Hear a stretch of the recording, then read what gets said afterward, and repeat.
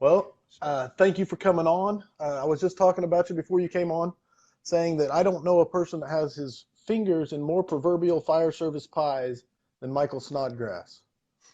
You are one of the busiest people I know. Uh, so let's start and talk about aggressivefirefighter.com. Is that the first uh, thing that you started, or go ahead and talk? Yeah, so the aggressivefirefighter.com was so you got to put it in perspective. So social media was just beginning to really ramp up when everybody had to have a website. If you're going to give out information, um, started a website.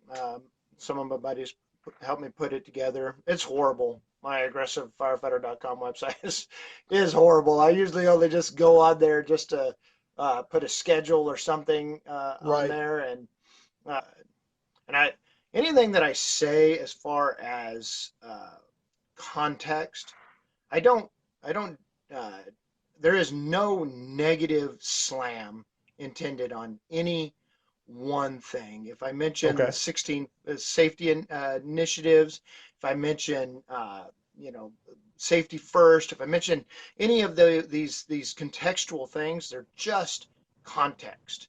It's not slamming. You don't have to be aggressive and completely unsafe. You don't have to be anti-automatic nozzles and everything has to be smoothbore. You can there is area.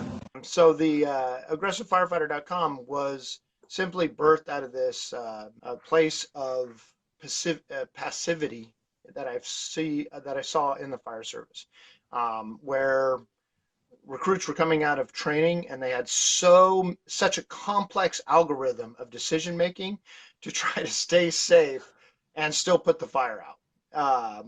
And we had all these layers of safety initiatives and things that we were concerned about. And from there, just kind of, and this is, you got to put it in context. This is before any of this huge amount of information out on social media and the internet and Sure. everything else, where you had access to all of this factual data of how fires are, how nozzles work, how all of these pieces and parts go together, advances in hose quality and flow testing, and all of this information that is coming out. And so on that early aspect of it is like, hey, we need to be aggressive firefighters. Don't ever be ashamed. Firemanship, aggressive firefighting is not a crime. You don't have to Absolutely. be. You don't have to take take the safety aspects out of it. But so I was just passionate, and so in that passion, I wanted a forum to be able to share that passion with, and so everybody had a blog at the time. Web web blogs had Right. started up. So I thought, man, I'm going to get a web blog going and just start hammering out and just typing all of these great articles on how to be aggressive and how to do all of this stuff. And that it quickly morphed into something way different where I just wanted to be in the conversation. And right at that same time, so Aggressive Firefighter came out. I wrote a couple of articles. A guy who's retired now, we would talk about things, and he says, you know what? You and all of your advances in science and reading books and all this other kind of stuff, is like there's only really five fundamentals of firefighting. And so over a 6 week course from this old salty dog, we got a 30-year veteran. That's what you say. 30-year veteran of the fire service. There's only five things that you need to worry about. And what the first one was put water on the fire. And so Yeah. from Hard to that, argue. yeah, from that aggressive firefighter just kind of emerged. I took his um, his five fundamentals and turned them into a platform in which to blog on, and from there it was exciting. It was put a couple blogs out, put a couple social media posts out. Every Monday would be fundamental one number one. Take a tool Tuesday was fundamental one was put water on the fire. Fundamental two is bring a tool. He used to say bring a tool and tear apart. Right. And but I cleaned it up. Take a tool. Fundamental number two, take a tool with you and know how to use it. Fundamental number three, which was I thought kind of interesting because of just his perception of not being fully engaged as a older senior man, but he was Right. engaged. He just rebelled against the machine. Was do the unglamorous work was his fundamental number 3. And I thought that was good, but we digress into aggressive firefighting stuff right there. And so we just if you can get those top 3, Right. you can put water on the fire, if you can take a Take a tool, and tool. if you can focus on doing the unglamorous work, that is the important things of life, is the fundamentals of the fire service. And I'm gonna put a little hey, check out Aggressive Firefighter on Facebook and find the 4th fundamental. But I'm gonna tell you what the 5th fundamental is. The 5th fundamental I is like it. finish the task. Finish the task is the 5th fundamental. And this is not from me. I didn't create this. This is from a guy that truly was a mentor as far as what not to do relating to culture of the fire service, but what to do on the fire ground. And so I think some of the things that we miss out on is finishing the task. But go on aggressivefirefighter.com on Facebook, Aggressive Firefighter on Instagram, and you'll be able to find out fundamental number 4. Find that not 4th fundamental. earth-shattering. Yeah, that's right. So Hey, I'm telling you, just the first 3 is recipe for success on any fire ground. So it's that's hard to right. argue with. I was using that the other day when we were doing a drill. So we have pre-kinked hose, that lay flat, super affordable hose. In my Sure. department, it comes pre-kinked, from right out of the factory. Right. And Try to put one right behind the nozzle so you can get that nice that's cobra right. action. It's everywhere, And I'm all like, it's not hose handling skill. It's kink management. That's the whole deal. But we were just doing a simple training, and guys were walking over kinks, and I said, hey. And not being a jerk, I think I'm pretty well respected in the training realm of not being an a-hole. Station life, it can be kind of a jerk, but out on the drill grounds, everybody knows that I love training, and I love the crews, and I do want the best for them.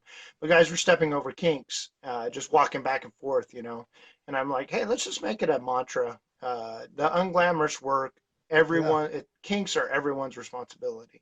Never pass a kinked hose. It's just something that's not conscionable in our environment. Just don't No, pass kinks. that's like a life lesson right there. So That is a never life pass lesson. up I a mean, it's kink up. just Yes. right. And then I just linked it to the unglamorous work. Is it glamorous for the engineer to leave the pump panel and chase the kinks? Because let's say the hose wasn't stretched correctly. Maybe it's a rat's nest halfway laying in the yard, or whatever the situation might be. Is it glamorous for the AO to go, or the apparatus operator, or whatever you guys engineer, to chase the kinks all the way to the front door? Probably not.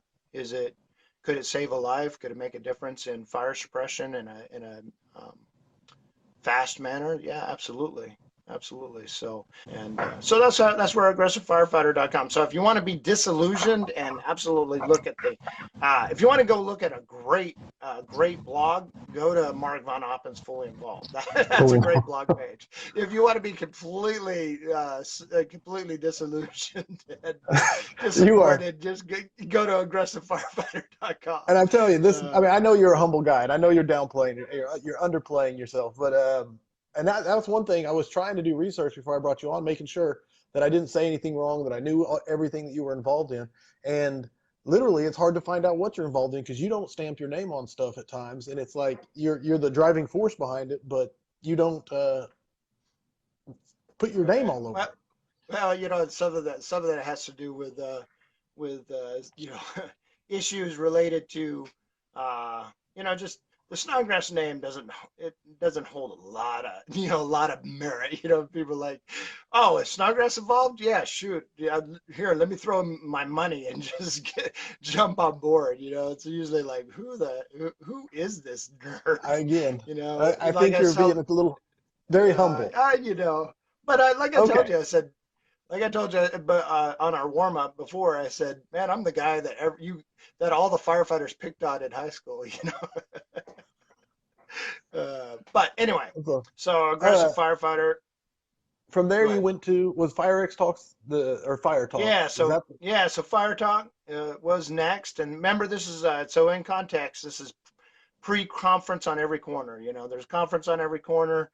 It was unheard of to have a kind of a off-brand fire conference. You know, fire conferences was for FDIC, was for Yeah. Firehouse. I mean, that's where fire conferences were from. But have somebody step up and say, hey, we're going to do a fire conference based on like the TEDx style talks.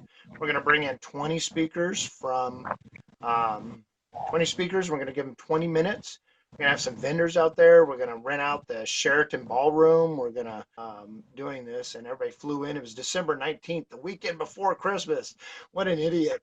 And it was like the perfect thing. Everybody just kind of came in, and I mean, we had rifles donated. We had leather helmets donated. We had it was just unreal, and that's where something. I mean, if we talk about for them and kind of that movement. Cody Trestrell did that first talk for the mission and them, the mission and me. Was that Fire Talk 1 in PDX? And was it the first time that it had ever been spoken? No, but it was the first time I think it kind of went into the mainstream of citizen first thought. Brian Olson followed it up. John Stanislav with the first line, you know, commit these really kind of provocative thoughts of committing a bunch of right resources to putting the first line in place. And now, years later, those messages are still resonating. They're gaining more traction. Oh yeah. Yeah, which is pretty phenomenal. So, do you know who Andy Stumpf is? No, it's one of my favorites. One of my favorite fire talks that's been up there. Yeah. I love that one. I really do. So yeah, he is I think it might be the first one I saw that got me turned on to the fire talk. Was right. Viral. Now I've seen all of them. I want to ask, how many do you have a number roughly of how many fire talks you've now recorded and put online? Oh, let's see. I think we're at around 50. I think we're at 50 right now. So That's impressive. Yeah, well, the original goal was 500, but it takes a lot of work. A lot of effort, It man. takes That a is lot a lot of effort. of work to do that. So, and I didn't know the X was silent for quite some time till you told me in person. That's what I learned. Yeah, but it's just one of those things. But the Fire Talk alumni, Sure. like we were talking about, Fire Talk alumni, that they got the inside scoop. That's it. So now, right now, you're doing high reliability officer. High reliability officer. What's that? Has it been going on? How long has it been germinating and building and? Germinating for years. So when I got it took several. It took a demotion and 2 grievances to get me my lieutenant's bars, and I worked hard to get those, and I went to several trainings and did a bunch of study on leadership and had some great mentors. And then I started to go and try to find fire service leadership material, and it's thin. It's really thin. Yeah. And so being an avid reader, I started off. I built a class called 451 Ignite Leadership for the fire service, and I took 80 quotes from 70 different books and built an 8-hour class on going from quote to quote to quote, everything from Marcus Aurelius to Jocko, all the way to Simon Sinek, and you need a unique crowd to sit through 8 hours of higher level quote driven education. No, I want to come catch the class. I really do now.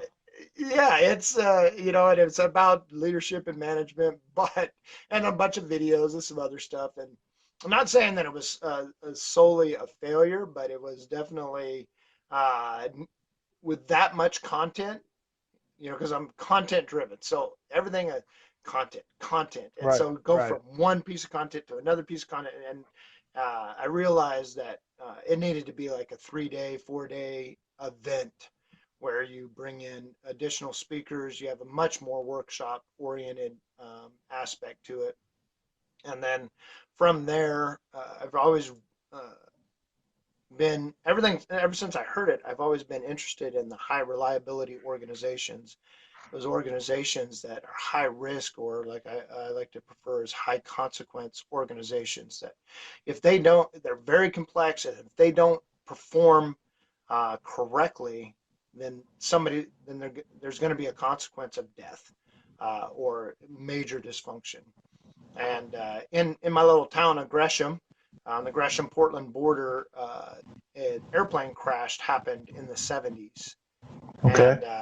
and this was pre aviation industry taking on HRO and crew resource management. Literally, Right. uh, the pilot, everyone knew that they were going to run out of fuel except for the pilot, and way bigger story about that. But prior to a bunch of incidents happening, there was no ability to speak up. There was no identification that the aviation industry was this high consequence, high risk event or a high risk organization. And And that plane crash was the birth of the crew resource or the cockpit resource management that turned into crew resource cockpit management. resource management. If you listen to, there's a great speaker or a great speech from a NASA engineer, a NASA pilot actually, that speaks and expands on that way better than I can. I mean, Okay. he expands on all several incidents that all came up with cockpit resource management, going to crew resource management, high reliability organizations, the military picking it up, the Forest Service, wildland industry picking it up. Now, healthcare is a primary generation uh, high reliability organizations. They're just gobbling it up because the little minor instances are killing people in American hospitals, the minor deviations of that. So I've just been this avid Right. consumer of everything HRO. And for those that are attending the Eastern Idaho Fools high reliability, it's it's almost all hands on. I mean, it's not a lot of lectures, so don't get scared when I start talking about this. The Here's the 70 depth of the back quotes. room. Was it 40 quotes from 70? Yeah, Oh, yeah. the 80 quotes to put you to sleep. No, it's going to be, it's a workshop, so we're actually going to be doing things in there. Not a lot of lecture, but from Now, if there, someone wanted to, if I'm sorry, I don't want to interrupt you, but if someone no, wanted go to ahead. schedule high reliability, they just contact you on Facebook or Yeah, just contact me, Facebook, okay, Instagram. You can do at FireXtalk, okay, or at Aggressive Firefighter, or at M.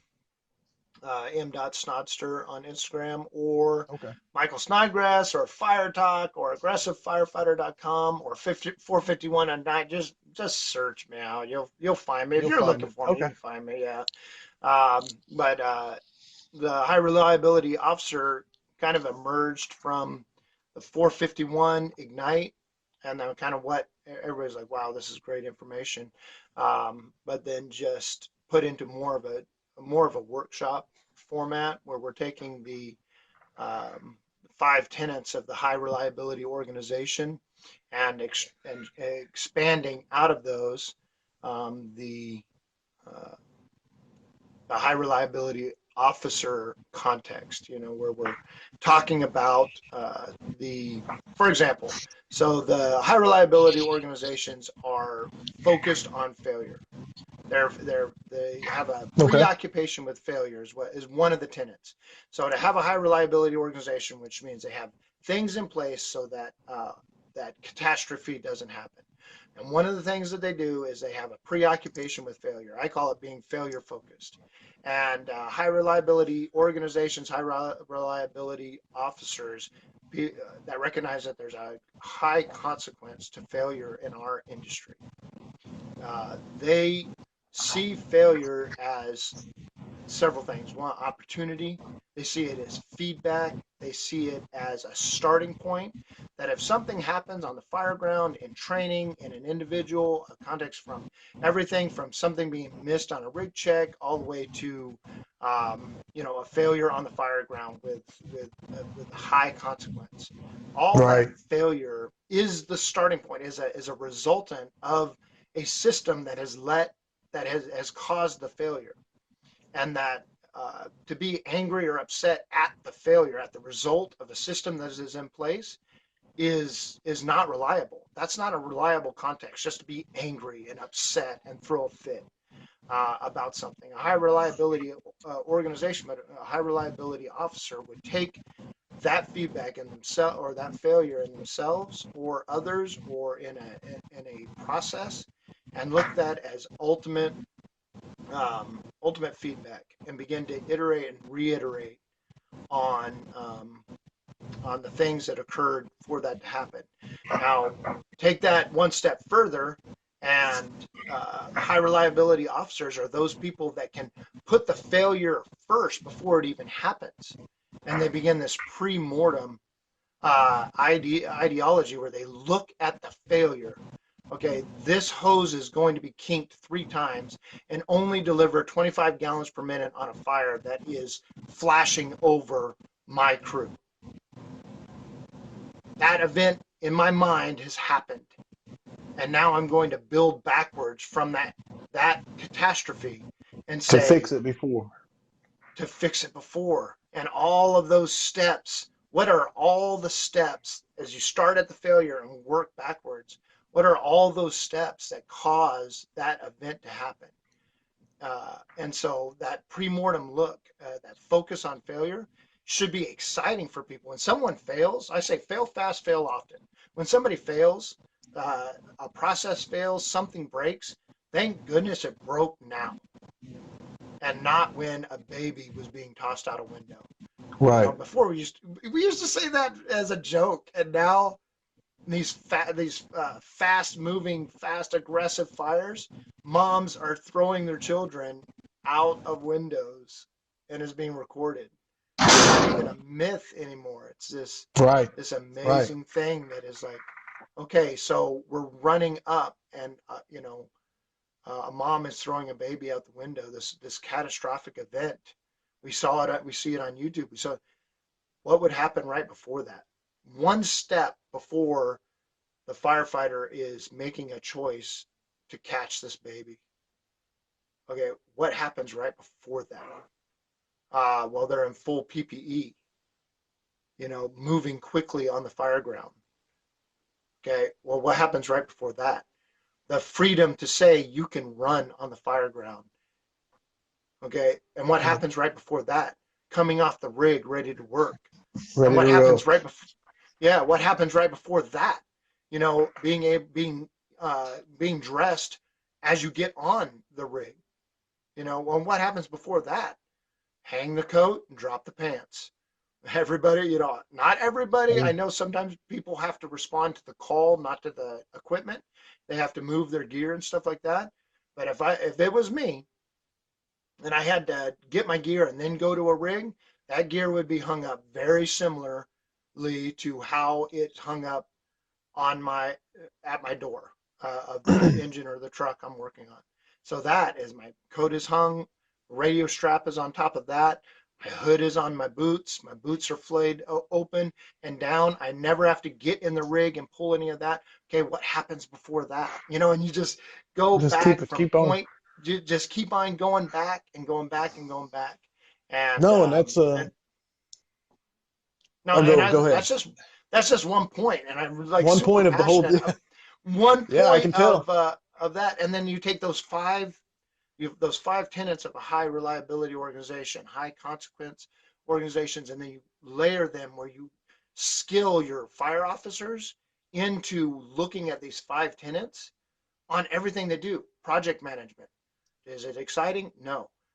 Taking care. Well, I think project management. I love building projects, but is it glamorous? That's the thing. Is it glamorous? Yeah, no, so you can say, do the unglamorous work. It's doing the unglamorous. And you know what the most glamorous thing for me is when I walk into a room and nobody knows my name, and I'm going to be teaching a class, or I put on the worst fire. I put on the worst fire conference. I know it's later. I put on Fire Talk, and I get up on stage and I talk. That's kind of for me. I like to preach the word a little bit, and and I know that's kind of, I like to get the message out. That's just kind of my little bit of it, but I like the fact that I'm not the most popular talk on Fire Talk.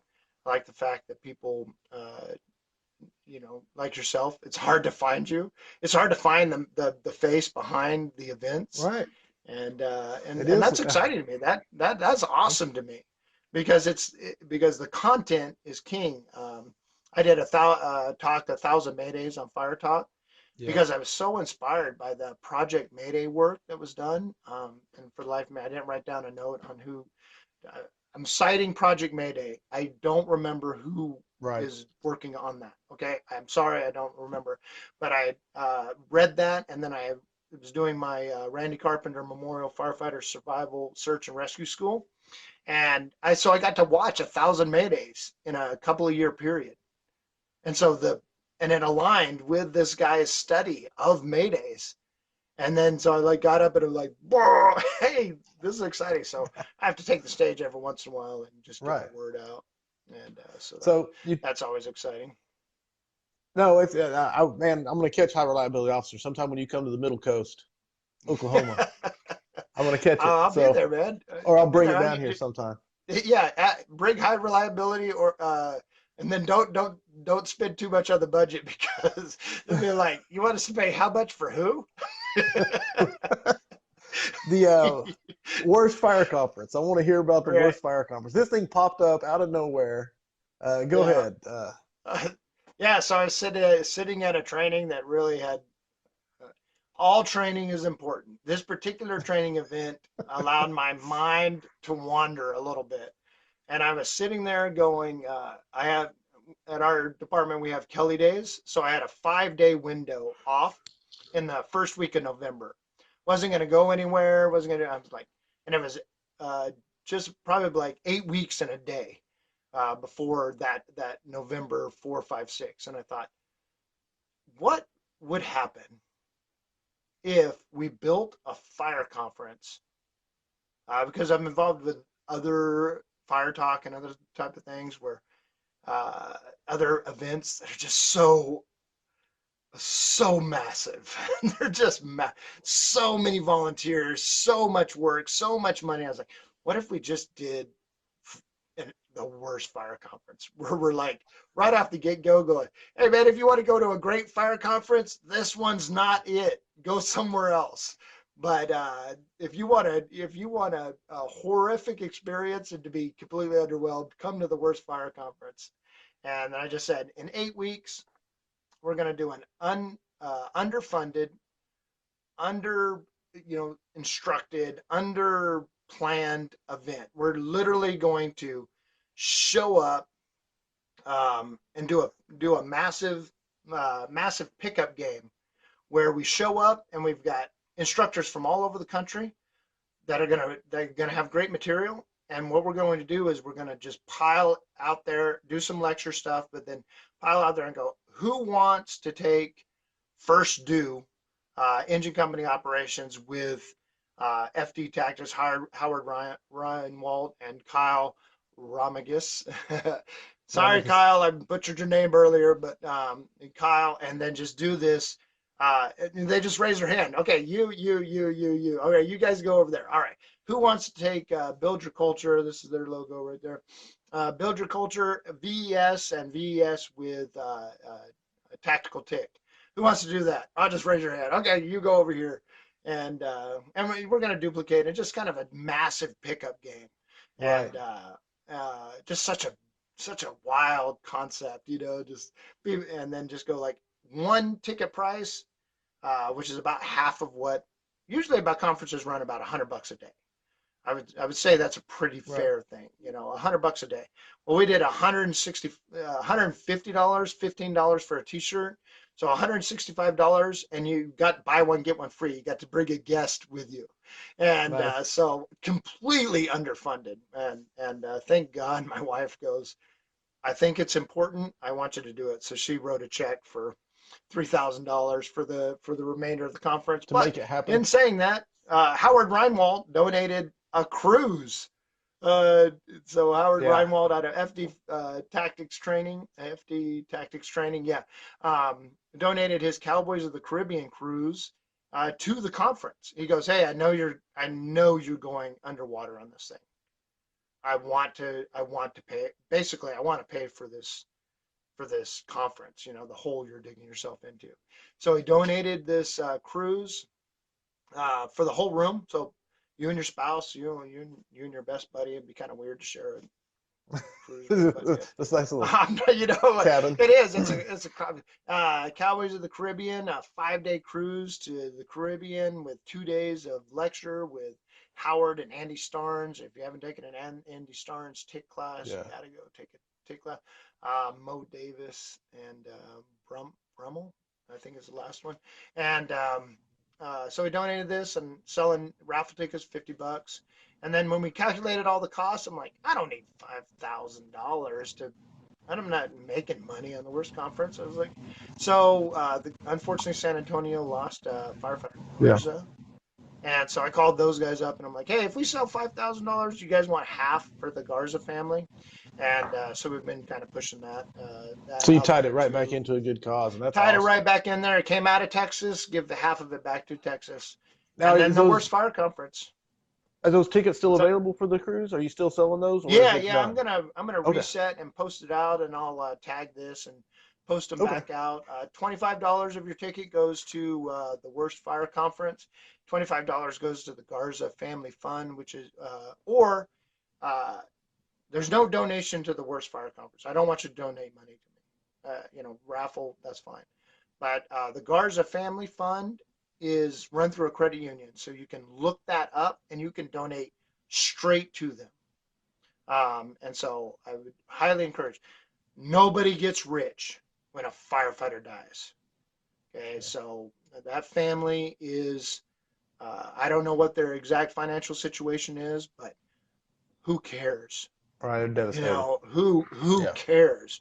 If it buys a bucket of chicken for the people coming to visit the house, you know, your donation counts, and that's what's important. But That the is. worst fire conference, yeah, the worst fire conference happened. Oh man, it was so good. We had I want to say 36, but we had like 30. I'm going to say 30 to 60 live fire burns, and so it ended up being a That's live unreal. fire Yeah. conference. Oh, it was unreal. Yeah. And then Night um, burns going on, right down there. yeah, we had finished the conference, you know, the day at like 5:30. No, at 5.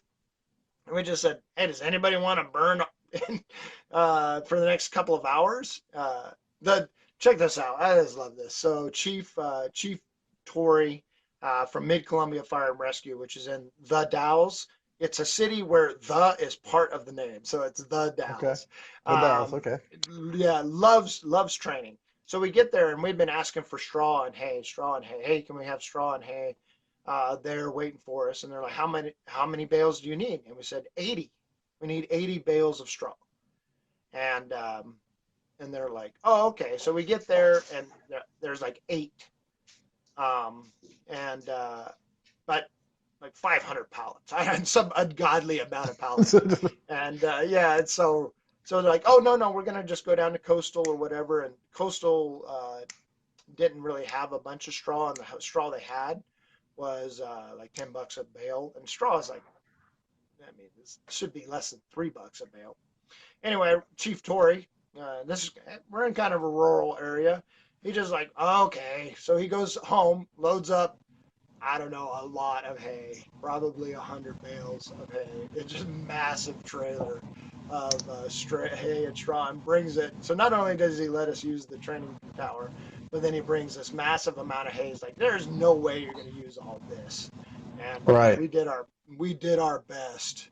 We did our absolute best to use all of that. But just talk about a commitment. Mid Columbia Fire Rescue has a commitment to hosting quality training in really kind of an isolated area, an hour and a half outside of Portland, and then everything on that side of Oregon is very rural, very small. And but we did some tons of live fire. It was excellent. That's awesome. Opportunity. Yeah, it was 1403 compliant. We didn't burn any sofas. We didn't have any injuries. We had people that were all the students just was it great fire attacks, quickly reset. Every, you know, the minimal amount of sitting around, standing around. That's awesome. Yeah, it was great. Plus, you throw in VES, uh, VES, a tactical tick. Um, you have non live fire. You have hose pulling out in the parking lot. Plus, you have Kyle teaching how to push stairs. They have a left staircase, and the fire room is up to the left. And if you've never tried to push left while flowing water and crawling up the stairs, it's Right. an event. But Oh, I can imagine. It's check an out ass kicker. check out Kyle's video. If you look up, if you hashtag the worst fire conference, you'll be able to see some great videos of Okay. some teaching that are going on there. And it literally turned out to be just what I hoped for is a giant pickup game of everybody getting as much training as they possibly could. And then, oh, this is a super part of the story.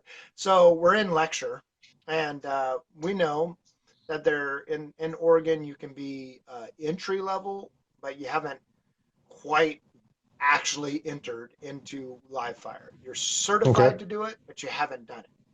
So since we were running 1403 compliant, instructor led, all of the the live fire instructors were certified by ISFSI, and so these are legit instructors. What we did is said, hey, you're probably not going to get a bunch out of the lecture if you're brand new to the fire service. How would you like to have a special afternoon of live fire dynamics and fire behavior just for you three or four in this crowd, or we're going to do something special? And I was like, and that just so after lunch they went off to do live fire. So the classroom's full, it's clicking along. I go out and there's like 14 students and like 12 instructors, and it's this entire something. I said, we're literally like homeless firefighters walking down the street. Just walking down. You just picked them up, it's just like, where'd all these people come from? And it was just so cool, it was just really cool how it all worked out. It's my mind runs, you know, in a very unique way, and sometimes that doesn't work for people like my wife, who's very organized, very Very linear organized. person. Yes. Yeah, very linear. And then, that doesn't quite work. We had a couple of instructors that, also very linear. Josh Cox from Dogtown Hose and Irons. Sorry, buddy, but my mind works that way.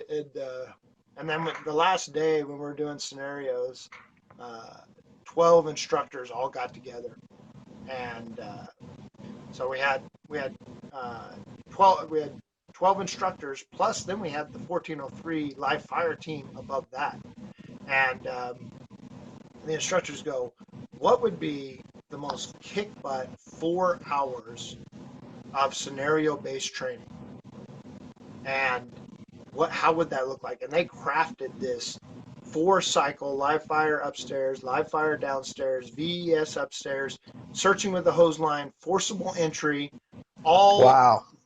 all without a stutter step.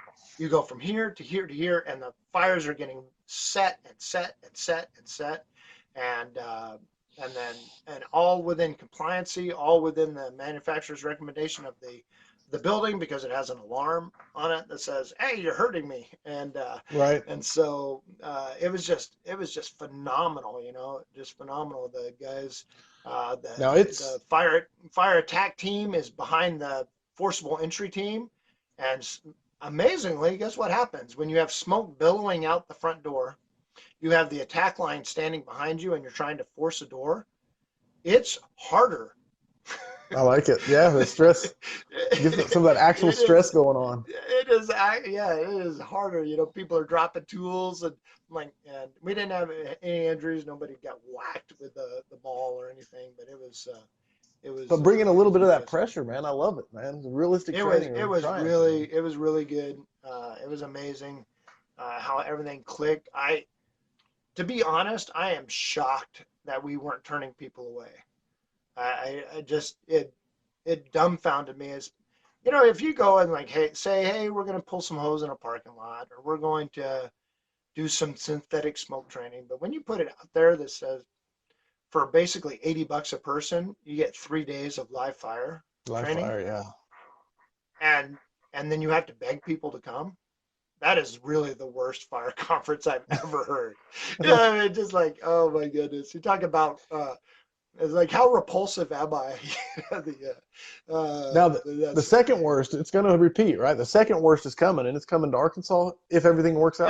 that, if everything works out, we're looking at Arkansas in May. Ryan McCormick is out there, and uh, obviously I'm putting the information out there way before it's finalized. But supposedly, there's rumor that there's an awesome live fire training facility just been built Nice. somewhere out there. Our Dogtown Hose and Irons guys have some lakefront property that uh, they have a single wide mobile home on stilts where they duck they duck hunt around it. So we have some high level accommodations, for Sweet. people out there. Yeah, Perfect. but no, it's going to be. I hope it happens. And Okay. really, what it came from this is that um, the price tag is about 10 grand. When I dialed it all in, even if we had to buy the straw and stuff like that, it's about 10 grand. And Sure. high level instructors. I mean, just nobodies. I mean, obviously the Howard Reinwald, the FD Tactics out of Texas, they're making a really big name for themselves. But these guys, Sean Duffy and Chris Intartaglio, did a killer job. But uh, they're they do a great thing, man. They were so pretty. These two guys are so pretty. They're they have got branded down. They've got the tactical shirts. They've got the brand on it, and high level content driven education sets and reps like Wow. do this, do this, do this. And Sean's a humble guy. Chris is a humble guy. They're both really good, but I just love the fact that um, they were so meticulous in their planning and and their execution that the guys were walking around that have taken VES classes, have taken search classes, and they're just like, I've never seen it, heard it framed that way. And then follow that up with just the live fire and the Sean Walker and Josh Cox and Hunter Moy. I think that's how you pronounce his last name. Doing forcible entry, but Sean grew up as like a locksmith's kid, so he shows up and then builds all these props. It just is like, yeah, I'm going down to Home Depot. I can't do his Arkansas accent. You can't really understand Sean Walker, but Josh kind of interpreted for him. But he just builds these props that like every training center should have these props. Handle removal through the lock, just all these great things. It's just awesome. So I said, hey, let's get the traveling circus together and let's just offer it up. Hey, you got 10 grand and a live fire training facility, Class A live fire training facility. I'll bring the traveling circus, and we'll do the worst fire conference wherever you're at. That's And awesome. yeah, and I don't even teach. All I do is I buy pizza, and we went to the local grocery store and fed everybody. We fed everybody lunch. Went to the local grocery store and got fried chicken. They go like, "Hey, is that KFC?" I'm like, "Hell no, man! This is 9 herbs and spices. This is local grocery store chicken and mashed potato. What do you think this is? A high level conference? I mean, come on, man. This is the Like this worst. isn't. Yeah, this is the worst. This isn't FDIC or Firehouse Expo or World or whatever. We don't got that budget. That's Like awesome. you paid $80 to come here per person. It's just like you're getting fried chicken. And it was good. We had Pizza Hut, fried chicken. Everybody ate together because high reliability officer. Going back to that, eating together is meeting together. don't give up a chance to meet. I hear these hideous stories of these people that don't clock into work. They clock into work and they never see each other. They don't eat together. They don't share a meal. Breaking a high reliability officer, if you had crews that didn't want to eat together, high reliability officers have a training hour from 10 to 11 or 11 to noon every day, because you got to meet. You got to break bread together. If you don't share the same food, I understand that. Everybody's gluten free and dairy free and meat free I and all can this say other kind that of stuff. the crews that do share the same food though, they seem to be tighter than the ones that don't. I mean, I just don't know. I Uh, mean, it's just I think that's just hand in hand almost.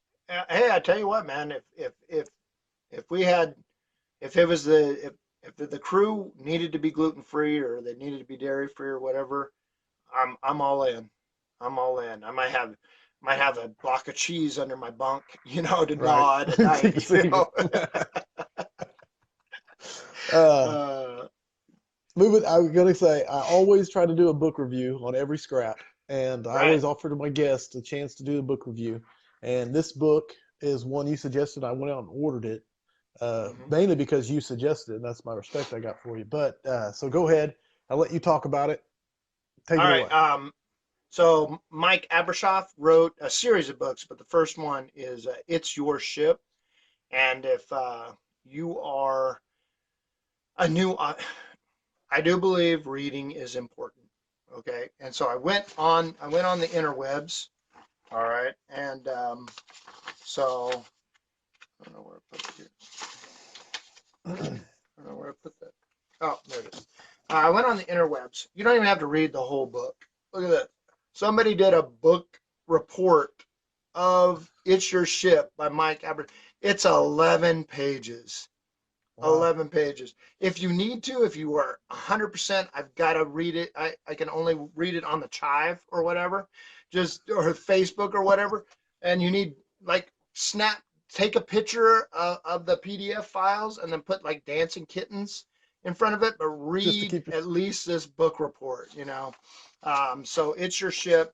So Mike Abrashoff gets his first command and of a ship that is not doing well. In fact, it's at the lowest metric in the Navy or almost lowest metric of the Navy of ships out there. He gets command of a destroyer or a cruiser, destroyer, 324 men, gets his first command. He's battled his way up to be a commander of a ship, and he goes in and just revolutionizes this ship, this crew, and just transforms it into one of, or if not one of, the best naval vessels in the Navy at the time. And Wow.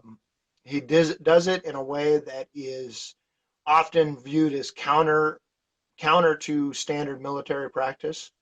And here's the cool thing about this: you don't even Okay. have to read the whole book. Read the table of contents. The table of contents is the speech that he gave the commander that took over for him. And then he broke out that speech, that little paragraph, into the lessons of, so the chapter headings are the speech that he gave the person that relieved him. Oh wow. How cool is that? That And is pretty so cool. it is cool. So just we got this little, oh man, we got this uh, book report. And so I'm just going to read those chapter headings. Look at this. Okay. You don't even have to go get the book. Okay. So there's Full introduction. service. So I already gave it the Michael Mike Snodgrass, Abrashoff. full service. Go ahead. Oh yeah, that's right. So the number one thing is, so imagine this: the commander that has revolutionized a ship from the lowest of the naval fleet to one of the highest. One of the indicators of that is how many people signed back up. Went from 90 or 80+% of the people would not renew, because this is how bad this culture was on the ship, and wouldn't renew, went up to like 90%, 90+%. Like everybody wanted to re-up to stay in the Navy, stay on the ship. And so, yeah, so I was like, holy moly. And so he's talking to his the guy that's replacing him. So a guy that can do that when he has a crew that loves him so much like that, and now he's having to leave that command and he's handing it over to somebody, he's going to say some pretty pivotal words. And so what he says is, take command. You know, you're the boss. Be the boss. And the next thing is lead by example. And there's a bunch of things come from that. So imagine Mike Abershoff is telling this new commander, hey, take command, and then lead by example. Then he follows it up by listen aggressively, communicate your purpose and the meaning behind your purposes. Don't look for results, or look for results, not salutes. And in the military, Nice. that's a big, yeah, look for results. Look for content, not accolades. Look for results. And then he says, take calculated risks, which has been definitely abused in the fire service. Go beyond standard procedures. Build up your people. Oh, there's just so much. All you have to do is look up book report for It's Your Ship. Generate unity. We were just talking about eating meals together. Generate, and that's what he ends up with. But I just want to read a couple of quotes. I went back and grabbed a couple of quotes that I thought were meaningful. So check this out. For those company officers, because I'm a company officer, so just think about those bosses that are pressing down on you. All right. Okay. Think about you're highly reliable, that you are results driven. And Michael Abershoff says this: if your bosses see you lifting burdens off their shoulders, and they find out they can trust you, they stay out of your face. And that gives you the freedom you need to operate independently and improve your ship. You know, and for us, it's not ship, it's shift. Okay? Right. Just improve that. And then this one for individual leadership. Leaders need to understand how profoundly they affect people, how their optimism and pessimism are equally infectious, how directly they set the tone and spirit of everyone around them. I mean, that's awesome. Yeah, that's power. Yeah. That is awesome. Okay, so this book is written many, many years ago, over a decade ago. Okay, listen to this. What's needed now is a dramatic new way of inspiring people to excel while things are happening at lightning speed. And now they're faster than anything else. Imagine inspiring people to excel on the fire ground when things are happening not so much faster, right? It's, sometimes I think we just absolutely trash our previous generations of firefighters.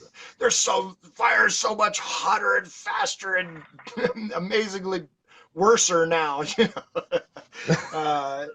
like, no, but things are clicking right along. I would say the majority of the time it's staffing that's related. And then I got one more highlighted here.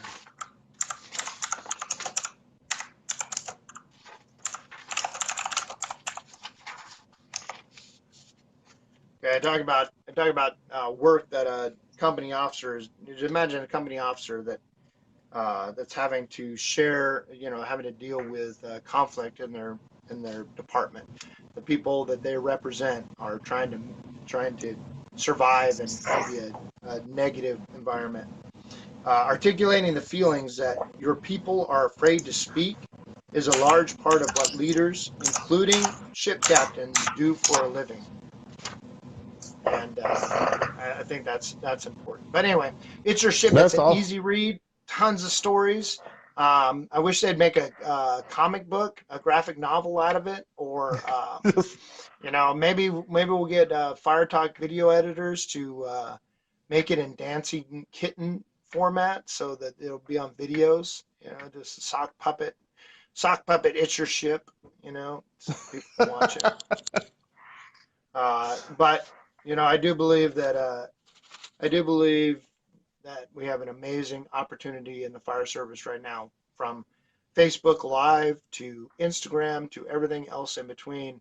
That I used to get very frustrated at people that weren't into the job as much as I am. I Right. mean, that's a sliding scale. That is a Oh, there's no sliding doubt. scale. I mean, if if we have guys that show up to work, do their job, accept the training and education that they have, are high contributors, and then when they leave the fire station in the morning and they go out and have fun and build families and never go to a single outside training class, is that so wrong? You know, is that so judgmental that there's only the high contributors, everybody's all into the fire service, super passionate people, or paycheckers? There is a Right. sliding scale. There is a sliding scale. Now, if somebody wants to show up and collect a paycheck and be a completely incapable to do the job, then that's unacceptable. That's not what I'm talking about. But there are people that come to work, do a great job, go home, and they leave the fire service. Um, they bring the fire service with them, but they don't bring it. They're not into it 24/7, you know. And I always tell people I am imbalanced. I got asked one day. It says, "Well, what do you do for hobbies?"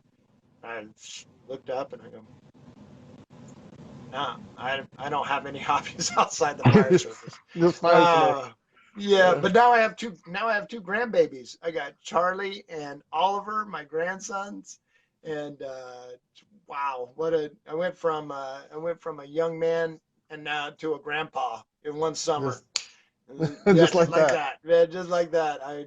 I was expecting, when I came back from the second one being born, I was expecting to find a walker, either Right. in my dorm Right. room or by the, but they're mild to me. They take care of me. Well, My good shit congratulations on brothers. an amazing 2019 then.